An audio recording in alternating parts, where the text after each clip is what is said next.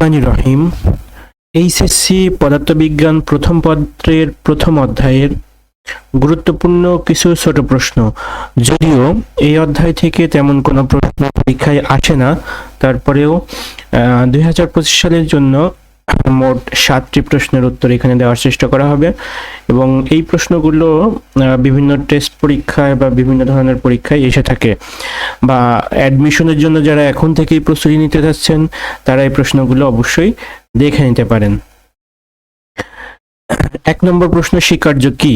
কোনো গাণিতিক মডেল বা সূত্র প্রতিষ্ঠা করার লক্ষ্যে যদি কিছু পূর্ব শর্ত স্বীকার করে নেওয়া হয় তবে ওই পূর্ব শর্তকে স্বীকার্য বলে।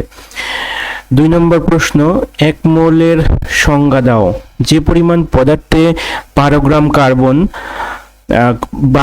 কার্বন 12 এ অবস্থিত পরমাণুর সমান সংখ্যক প্রাথমিক ইউনিট থাকে তাকে 1 মোল বলে।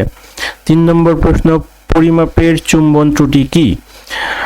দৃষ্টির দিক পরিবর্তনের সাথে সাথে কোনো লক্ষ্যবস্তুর অবস্থানের আপাত পরিবর্তনকে চুম্বন ত্রুটি বলে। 4 নম্বর প্রশ্ন, পিচ কাকে বলে? এটি অনেক গুরুত্বপূর্ণ একটি প্রশ্ন। বৃত্তাকার স্কেলটি সম্পূর্ণরূপে একবার ঘোরালে রৈখিক স্কেল বরাবর যে দূরত্ব অতিক্রম করে তাকে পিচ বলে। 5 নম্বর প্রশ্ন, লব্ধ একক কাকে বলে? যে সকল একক মৌলিক একক থেকে লাভ করা যায় তাদেরকে লব্ধ একক বলে। যেমন বলের একক নিউটন একটি লব্ধ একক। নিউটন নির্ভর করে মিটার, কিলোগ্রাম ও সেকেন্ডের ওপর।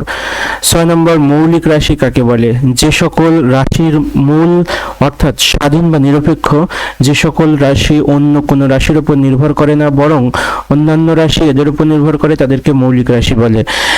7 নম্বর প্রশ্ন, পিছট ত্রুটি কি? নাট স্ক্রু নীতির উপর ভিত্তি করে যে সকল যন্ত্রাংশ তৈরি সেসব যন্ত্র পুরনো হয়ে গেলে স্ক্রুকে উভয় দিক ঘোরালে সমান সরণ হয় না, তখন পরিমাপে যে ত্রুটি দেখা যায় তাকে পিছট ত্রুটি বলা হয়। এই 7টি ছিল এইচএসসি 2025 সালের জন্য প্রথম পত্রের প্রথম অধ্যায়ের গুরুত্বপূর্ণ প্রশ্ন। ধন্যবাদ সবাইকে। আসসালামু আলাইকুম।